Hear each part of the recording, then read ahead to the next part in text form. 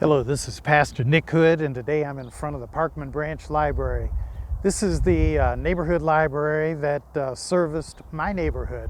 When I was a little boy, my mother brought me here, signed me up to get a library card, and I thought I was somebody special.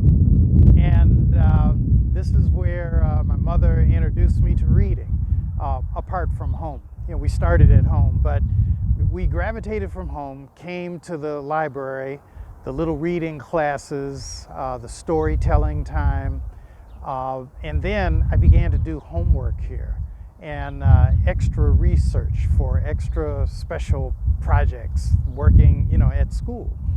And that was fun, but what really became fun was when I got a little older.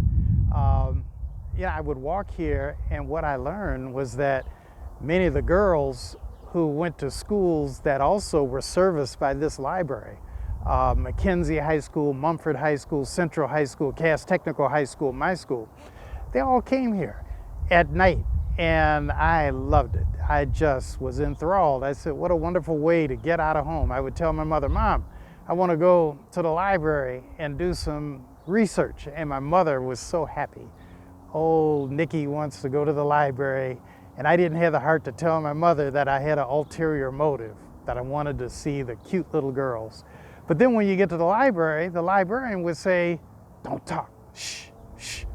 But it was an interesting experience. You're there sitting on those hard wooden chairs, hardwood tables. But I'm sitting there next to and across from these little girls, and I just loved it. And so why am I talking about this today? Because in Isaiah 46, the prophet says, remember the things of the past. And he's calling on the people of Israel to remember their faith in God.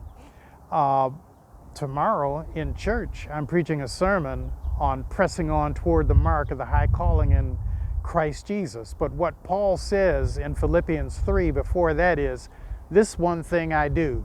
I forget those things that lie behind.